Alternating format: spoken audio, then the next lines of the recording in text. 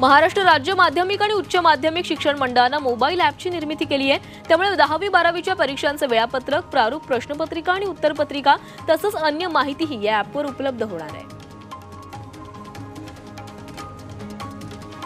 आरसीसीची नीट JEE scholarship परीक्षा 15 डिसेंबरला होणार आहे। महाराष्ट्रात 50 पेक्षा जास्त केंद्रांवर एकाच दिवशी परीक्षा पार पडेल। यासाठी आरसीसीच्या संकेतस्थळावर नाव नोंदणी करावी लागणार आहे। राज्य शासनाच्या सेवेतल्या महाराष्ट्र लोकसेवा आयोगाच्या कक्षेबाहेरची सर्व पदं एमपीएससी कडून भरायला जुलैमध्ये मान्यता मिळाली आहे। त्यानुसार या पदांच्या भरतीबाबत प्रमाणित कार्यपद्धती निश्चित केली जाणार आहे। प्रशासन विभागाचे अतिरिक्त मुख्य सचिवांच्या अध्यक्षतेखाली समिती नियुक्ती करण्यात आली आहे।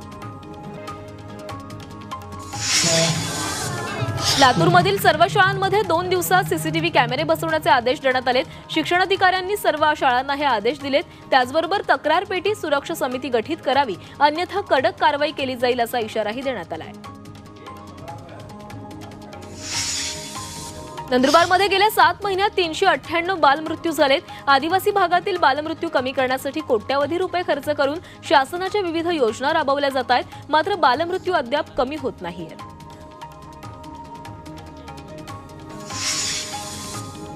विदर्भातील घोडाझरी जलपर्यटन स्थळ गेल्या 4 महिन्यांपासून बंद आहे। या जलपर्यटन केंद्राच्या निविदेला नागपूर कार्यालयात मंजुरी मिळाली नाहीये। निविदेच्या परवानगीसाठी नागपुरातल्या कार्यालयाकडे पाठपुरावा सुरू आहे। चंद्रपूरमधील ताडोबा अभयारण्यात वाघांना पाहण्यासाठी पर्यटकांची मोठी गर्दी होतीये। या ठिकाणी निसर्गाच्या सानिध्यात विहार करत असलेल्या वाघांचं पर्यटकांना दर्शन होत आहे। तसंच देश-विदेशातून पर्यटक देखील या ठिकाणी दाखल होत आहेत। रायगड किल्ल्यावरील वाघ दरवाजाचे जतन आणि संवर्धनाचं काम हाती घेण्यात आलंय। रायगडावर विकास प्राधिकरणाच्या माध्यमातून हे काम केलं जाणार आहे। प्राधिकरणाचे अध्यक्ष छत्रपती संभाजीराजेंनी भेट देऊन या ठिकाणाची पाहणी केली आहे। अकोल्यात शेकडो विदेशी पक्ष्यांचं विविध पाणथळावर आगमन सुरू झालंय। भारताच्या उत्तरेकडील देशामध्ये बर्फवृष्टी सुरू झाल्यानंतर हे विदेशी पक्षी भारतामध्ये येत आहेत। यामुळे या पक्ष्यांना पाहण्यासाठी पक्षीप्रेमींची मोठ्या प्रमाणात गर्दी होतीये। नंदुरबारमधील विश्रामकाका शैक्षणिक संकुलात विकास सांस्कृतिक महोत्सवाला सुरुवात झाली आहे। या महोत्सवात विद्यार्थी आपले विविध कलागुण सादर करतायत।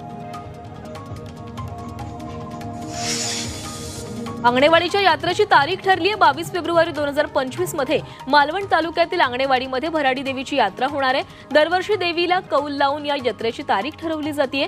दरवर्षी लाखो भाविकांच्या गर्दीमध्ये मोठ्या उत्साहात भराडी देवीची जत्रा रंगते।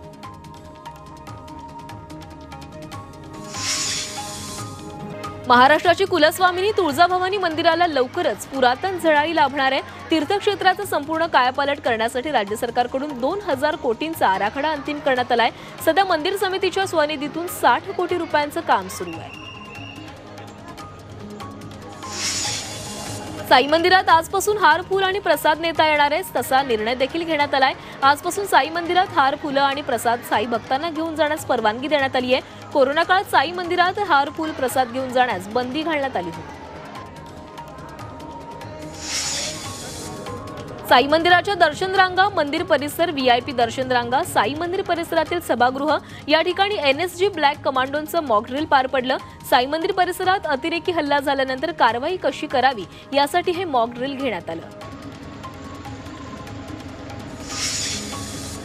पुण्यातील पठारी भागात मोठ्या प्रमाणात बटाट्याची लागवड करण्यात आली आहे। मात्र वातावरणातील बदलामुळे बटाटा पिकाला मोठा फटका बसलाय। बटाटा पिकावर करपा रोगाचा प्रादुर्भाव वाढलाय, त्यामुळे शेतकऱ्यांच्या चिंतेत वाढ झाली आहे।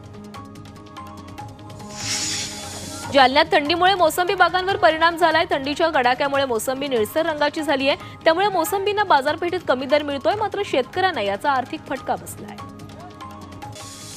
धुळ्यात थंडीमुळे पपई उत्पादक शेतकऱ्यांना फटका बसला। एकाच दिवसात पपईच्या भावात 4 रुपये प्रति किलोने घट झाली आहे। त्यामुळे पपईचा भाव 12 रुपये प्रति किलोवरून 8 रुपये प्रति किलोवर आलाय। तसंच थंडीमुळे पपईच्या मागणीतही घट झाली आहे। कोल्हापुरात गाईच्या दूध खरेदी दरात 3 रुपये कपात करण्यात आली आहे। दूध संघानं गाईच्या दूध खरेदी दरात कपात केली आहे। त्यामुळे दूध उत्पादक आक्रमक झालेत। याविरोधात शेतकऱ्यांनी आंदोलन करण्याचा इशारा दिला आहे।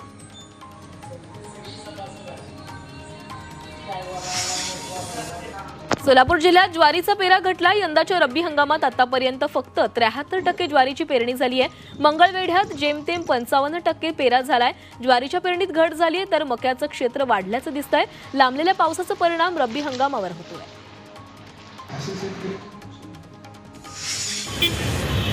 नाशिक महापालिका 8 जागांवर सुसज्ज वाहनतळ उभारणार आहे। वाहतूक कोंडीमध्ये दिवसेंदिवस मोठ्या प्रमाणात वाढ होतीये, त्यामुळे महापालिकेच्या वाहतूक विभागानं पहिल्या टप्प्यात 8 जागांवर सुसज्ज वाहनतळ उभारण्याचा निर्णय घेतलाय।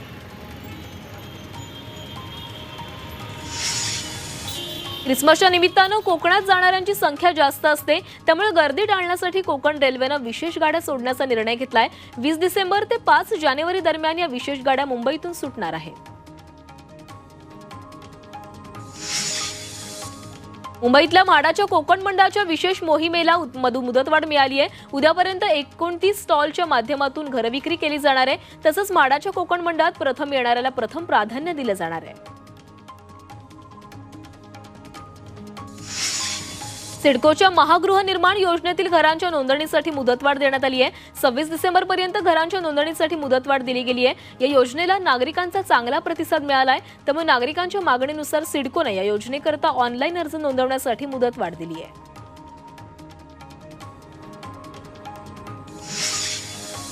पुण्यातल्या पुणे कॅन्टोन्मेंट आणि खडकी कॅन्टोन्मेंट बोर्डाचं विलीनीकरण संदर्भात हालचाली सुरू झाल्यात। लष्कराच्या दक्षिण मुख्यालयात उच्चस्तरीय बैठकीत विलीनीकरणासाठी तांत्रिक मुद्द्यांवर संरक्षण विभागासोबत चर्चा झाली आहे। यावर सविस्तर प्रस्ताव राज्य आणि केंद्र सरकारला लवकरच पाठवला जाणार आहे। पुण्यातील सिंहगड रस्त्यावरील एकता नगरी परिसराचं स्थलांतर करून सामूहिक पुनर्विकास केला जाणार आहे। 5 महिन्यांपूर्वी खडकवासला धरणातून पाणी सोडल्यानं पुराचं पाणी एकता नगरमध्ये शिरलं होतं, त्यामुळे स्थलांतरितांसाठी एक जागा निश्चित करण्यात आली आहे। जिल्हा परिषदेच्या सदस्यांचा कार्यकाळ 6 महिन्यांनी वाढवून द्यावा अशी मागणी धुळे जिल्हा परिषदेच्या सदस्यांनी केली आहे। विशेष सर्वसाधारण सभेत ही मागणी मंजूर झाली आहे, त्यामुळे आता राज्य शासनाला ठराव पाठवण्यात आलाय। सदस्यांचा कार्यकाळ येत्या 15 जानेवारीला संपणार आहे। नाशिकच्या येवल्यात बस स्थानकावर मोठ्या प्रमाणात प्रवाशांची गर्दी होते, मात्र इथे पिण्याच्या पाण्याची व्यवस्था नाहीये, ती करावी लागते अशी मागणी ऑल इंडिया पॅन्थर सेनेनं केली आहे।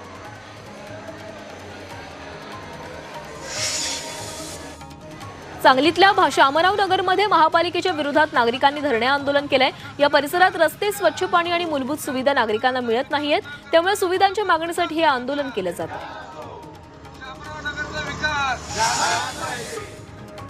मुंबई गोवा राष्ट्रीय महामार्गाचं काम येत्या डिसेंबरपर्यंत पूर्ण करण्यात येणार असल्याचं आश्वासन देण्यात आलं होतं, मात्र कामाचा वेग खूपच कमी आहे। कामाची गती पाहता या मार्गावरील अनेक पुलांची कामं पूर्णत्वास जाऊ शकली नाहीयेत, त्यामुळे शासनकर्त्यांनी दिलेली डेडलाईन पुन्हा एकदा हुकणार आहे।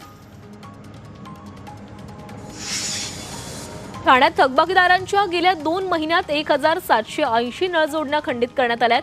ठाणे महापालिकेनं कारवाई केली आहे, तर पाणी देयकाचा भरणा करण्याऐवजी खंडित नळ जोडणी परस्पर पुन्हा कार्यान्वित करून त्यांच्या घेतल्यास गुन्हे दाखल करण्यात येणार असल्याचा इशारा देण्यात आला आहे। मुंबईच्या मालाडमध्ये आज पाणी पुरवठा बंद असणारे एव्हरशाईन नगरातील जलवाहिनीतून गळती होत असल्यानं महापालिकेकडून जलवाहिनीचं काम केलं जाणार आहे, त्यामुळे आज रात्री 10 ते शुक्रवारी सकाळी 8 वाजेदरम्यान पाणी पुरवठा पूर्णपणे बंद असणार आहे।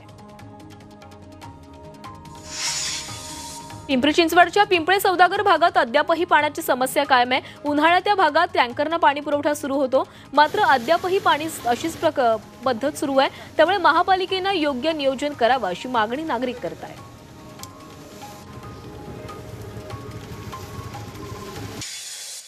चंद्रपुरातील वरोरामध्ये संतप्त शेतकऱ्यांनी भीक मागो आंदोलन केलंय। पीक विम्याचे पैसे कमी मिळाल्यानं संतप्त शेतकऱ्यांनी निषेध व्यक्त केलाय। त्याचबरोबर पीक विमा तातडीनं न मिळाल्यास आत्मदहन करण्याचाही इशारा देण्यात आलाय। सांगलीच्या वसगडे इथं शेतकऱ्यांनी रेल रोकोचा प्रयत्न केला। रेल्वे प्रशासनानं संपादित केलेल्या जमिनीच्या मोबदल्यासाठी शेतकऱ्यांनी आंदोलन केलं। यावेळी रेल्वे पोलीस प्रशासन आणि शेतकऱ्यांमध्ये झटापट झाली। पुण्यात महावितरणच्या उच्च प्रवाहित दाबाच्या तारांची चोरी झाली आहे। या प्रकरणी 5 सराईत आरोपींना अटक करण्यात आली आहे। यावेळी आरोपींकडून 6,50,000 रुपये किमतीचा मुद्देमाल जप्त करण्यात आला आहे।